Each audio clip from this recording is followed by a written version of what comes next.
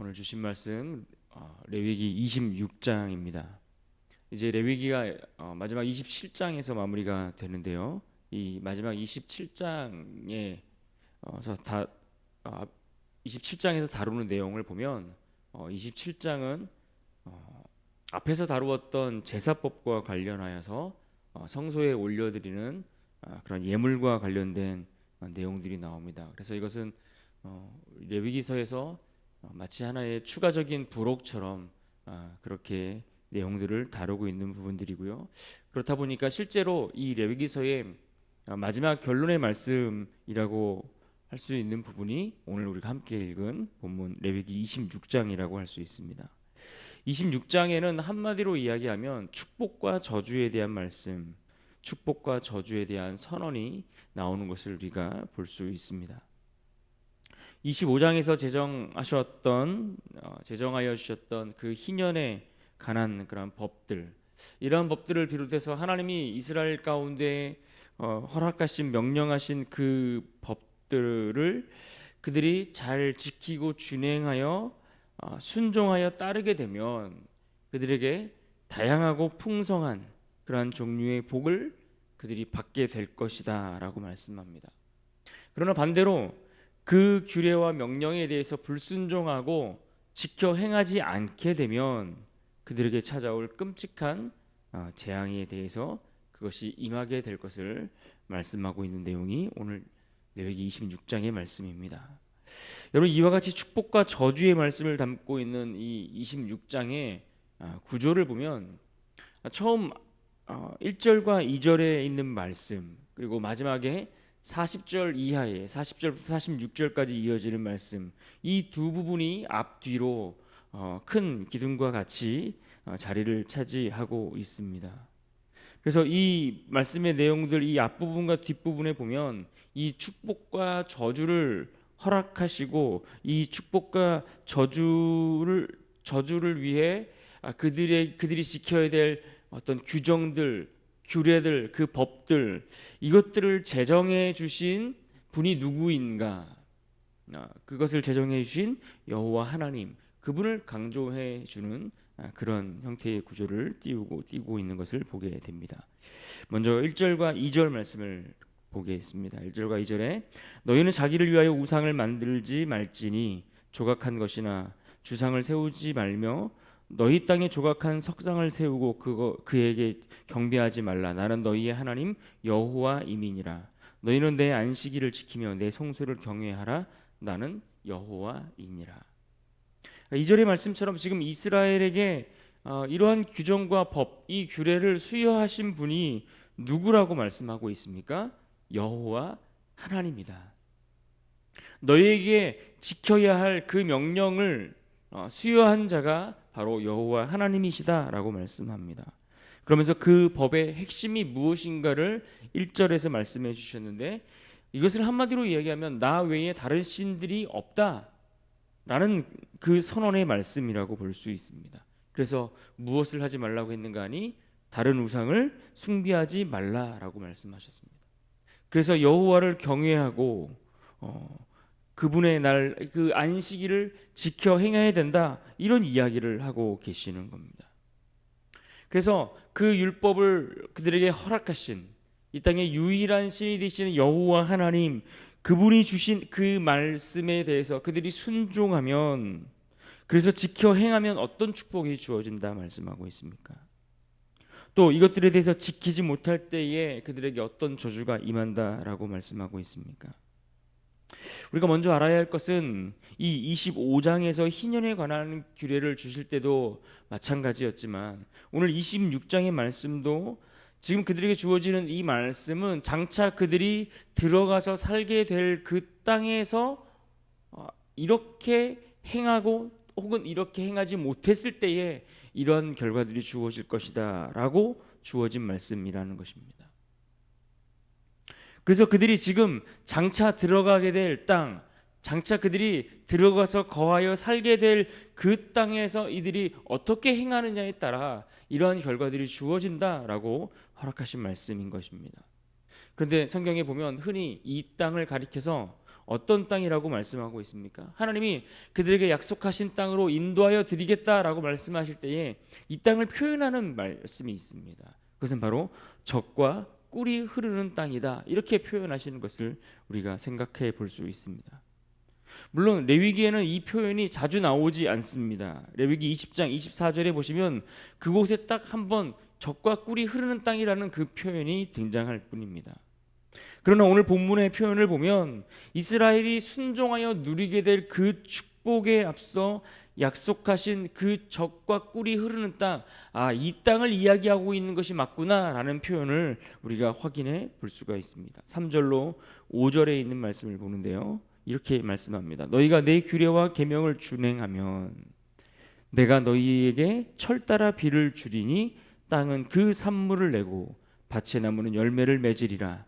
너희의 타작은 포도 딸 때까지 미치며 너희의 포도 따는 것은 파종할 때까지 미치리니 너희가 음식을 배불리 먹고 너희의 땅에 안전하게 거주하리라.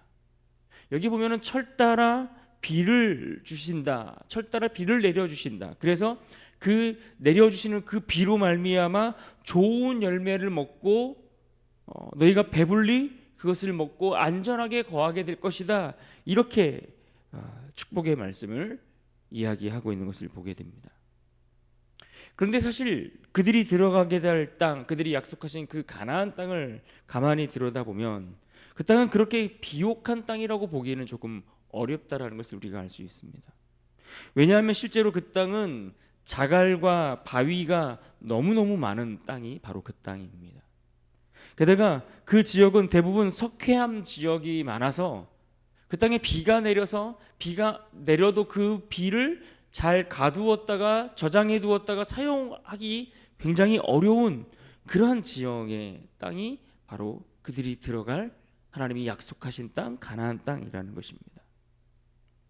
그런데 또 반면에 성경에 보면 그 땅에서의 어떤 표현들을 보면 전혀 생각지 못하는 표현들이 나옵니다.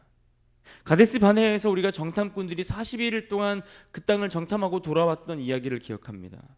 그런데 그들이 돌아올 때에 민수기 13장 23절에 보면 이런 이야기를 했습니다. 또 에스골 골짜기에 이르러 거기서 포도송이가 달린 가지를 베어 둘이 막대기에 꿰어 매고 또 석류와 무화과를 따니라. 그러니까 그 땅은 사실 지형적으로 굉장히 열악하고 어떤 풍성한 열매가 맺히기 어려운 땅인데, 이 말씀의 표현에 보면 그 이 땅의 열매가 얼마나 풍성했는지 이 포도송이가 달린 열매의 그 가지를 꺾어 가지고 왔는데 그 가지를 두 사람이 막대기에 꿰어서 어깨에 메고 왔다라고 표현할 정도였다는 거예요. 그러니까 이런 말씀들을 보면 지형이 그렇고 토양이 그럼에도 좋지 못함에도 불구하고 실제로는 풍성한 열매가 맺히는 게 가능한 땅이구나라는 것을 알 수 있죠. 어떻게요? 그 해답이 무엇입니까? 그것은 바로 하늘에서 내려지는 비에 있는 것입니다. 하나님께서 때를 따라 내려주시는 그 비를 내려주신다면 그 땅은 분명 더할 나위 없이 풍성한 열매를 맺고 그야말로 축복의 땅과 같은 그러한 곳이 될 수 있다라는 것을 말씀해 주는 겁니다. 오늘 하나님께서 말씀하셨던 그 규례와 명령에 대하여 따르고 순종하여 지켜 행하게 되면 오늘 말씀처럼 철을 따라 비를 내려 주신다고 했습니다.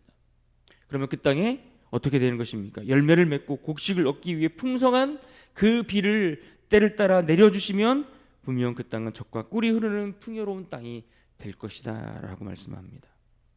그래서 성경에 보면 종종 이른 비와 늦은 비라는 표현이 자주 나오는 것을 보게 되는 겁니다. 특히 열매나 곡식을 위해서 파종할 때가 되면 그 곡식을 심고 파종할 때에 필요한 그 비를 내려주셔야 되는데 그것을 이른 비라고 표현하는 겁니다. 대부분의 시기가 건기이기 때문에 비가 자주 내리지 않는 땅이죠. 그럼에도 불구하고 그렇게 파종한 이후에 그렇게 지내다가 또 추수할 때가 되어서 추수할 직전에 그때에는 반드시 또 비가 한번 흠뻑 내려 주어야만 그 알곡이나 곡식의 열매가 풍성하게 맺혀지게 되는데, 그때 필요해서 내려지는 그 비를 가리켜서 성경에 늦은 비라고 표현하는 겁니다. 그럴 때에 가나안에서 곡식과 열매를 얻기 위한 이 필요한 이 이른 비와 늦은 비, 이 반드시 필요한 이 요소가 충족되어야만 그들은 그 땅에서 풍성한 열매를 얻을 수 있는 것입니다. 만약 이 파종해야 할 이 시기에 이른 비가 내리지 않는다거나 마지막 추수할 그 시점이 되어서 그 직전에 그 늦은 비가 제때에 충분한 물의 양이 공급되지 못한다면 어떤 결과가 벌어질까요? 그들이 수고한 모든 것이 헛된 것으로 돌아가게 되는 겁니다. 그들이 한 해 동안 애써서 수고했던 그 모든 농사를 다 망치게 되는 것입니다. 그러니 그 땅은 어떤 땅입니까? 그때는 그 땅은 농사를 지으며 열매를 위해 수고하며 하늘을 바라봐야 하는 땅인 겁니다. 그 땅은 열심히 씨를 뿌리면서 동시에 하나님 앞에 기도하며 애타게 그 비가 적절한 시기에 내려지기를 간구해야 하는 땅인 것입니다. 그 땅은 추수를 앞두고 곧 하늘에서 내려주실 그 늦은 비를 기대하며 어김없이 내려주실 하나님의 은혜를 신뢰하며 믿음으로 살아가야만 하는 땅이 그들이 장차 들어가서 살게 될 땅, 가나안 땅, 젖과 꿀이 흐르는 땅인 것입니다. 그래서 분명하게 그들의 삶이 어떤 것을 선택하며 따라 살아가느냐에 따라서 그들에게 주어진 삶의 결과가 너무나 판이하게 달라진다라는 것을 말씀해 주고 있는 겁니다. 그래서 오늘 말씀 속에 준행하는 자와 준행하지 않는 자가 누리게 될 축복과 반대로 저주가 너무나 극명하게 대조될 수밖에 없는 것이죠. 다시 한번 3절과 4절 말씀을 보십시오. 너희가 내 규례와 계명을 준행하면 내가 너희에게 철 따라 비를 주리니 땅은 그 산물을 내고 밭의 나무는 열매를 맺으리라. 철을 따라 이른 비와 늦은 비를 내려주시고 그 땅을 많은 열매를 얻게 될 것이다라고 말씀하고 있습니다. 그러나 하나님의 명령을 준행하지 않으면 어떤 결과가 주어진다라고 말씀합니까? 15절을 먼저 보십시오. 내 규례를 멸시하며 마음에 내 법도를 싫어하여 내 모든 계명을 준행하지 아니하며 내 언약을 배반할진대. 준행하지 아니하고 배반하게 되면 어떤 결과가 벌어지는가? 20절 말씀을 봅니다. 20절에 너희의 수고가 헛될지라 땅은 그 산물을 내지 아니하고 땅의 나무는 그 열매를 맺지 아니하리라. 그러니까 하나님이 하늘의 문을 닫아버리시면, 그들에게 필요한 그 물을 공급하지 아니하시면 그들의 모든 수고가 물거품이 되고 만다. 그래서 결코 그들의 삶은 열매를 맺지 못하게 될 것이다. 그래서 그와 관련돼서 또 대적들에 대해서 쫓겨다니고 연병이 퍼져서 전염병이 돌고 뭐 여러 가지 그러한 끔찍한 재앙의 결과들이 찾아온다라고 말씀하고 있는 것이죠. 그래서 우리가 생각을 해보면 하나님께서 일하시는 방법이 참 신기하고 놀랍다라는 것을 발견하고 깨닫게 되는 부분이 바로 이런 부분입니다. 이스라엘이 비록 노예로 살았지만 그들이 원래 살았던 땅, 그 애굽 땅이라는 곳이 어떤 곳이었습니까?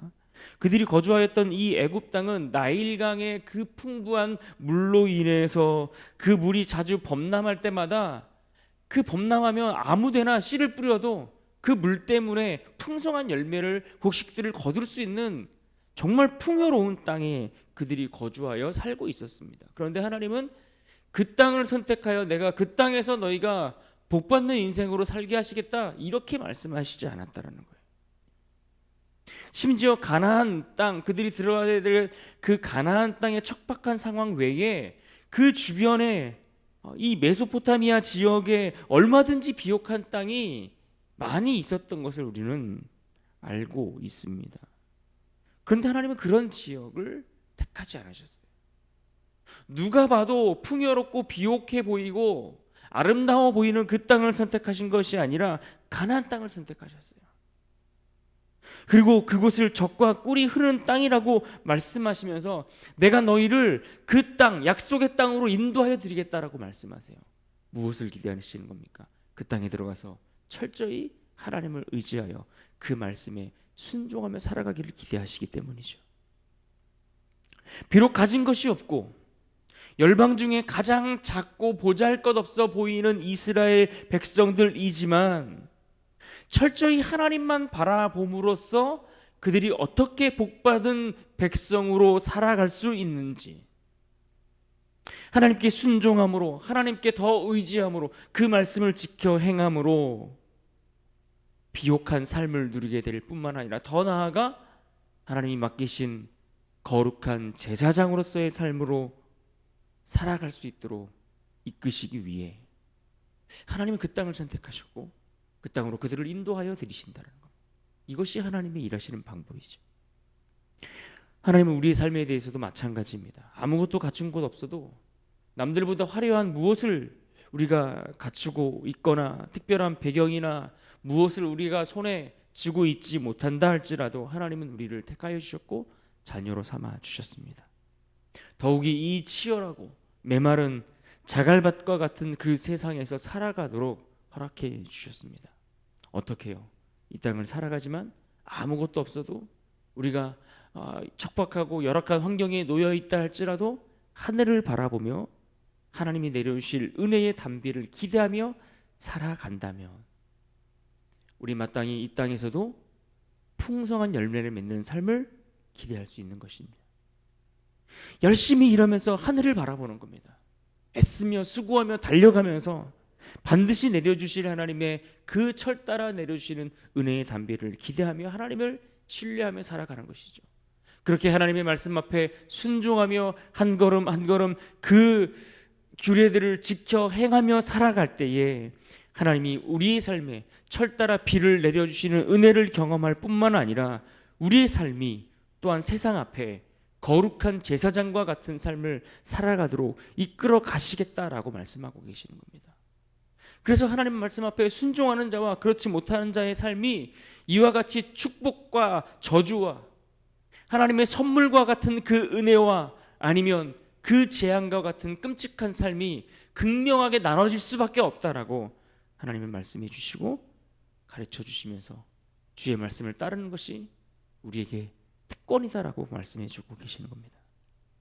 그런 의미에서 오늘 말씀 속에서 특별히 3절과 4절을 다시 한번 기억하고 그 말씀 속에서 오늘도 우리가 무엇을 붙들고 살아가야 될지를 확인하고 승리하는 하루가 될 수 있기를 바랍니다. 오늘 본문 3절과 4절 말씀을 같이 한번 읽겠습니다. 3절 4절입니다. 시작. 너희가 내 규례와 계명을 준행하면 내가 너희에게 철 따라 비를 주리니 땅은 그 산물을 내고 밭에 나무는 열매를 맺으리라. 아멘. 오늘 하루를 살면서도 우리의 삶에 철 따라 비를 내려 주시는 하나님의 은혜를 기대하며 간절히 사모함으로 그 복을 누리는 복된 하루가 될 수 있기를 주님의 이름으로 축원합니다.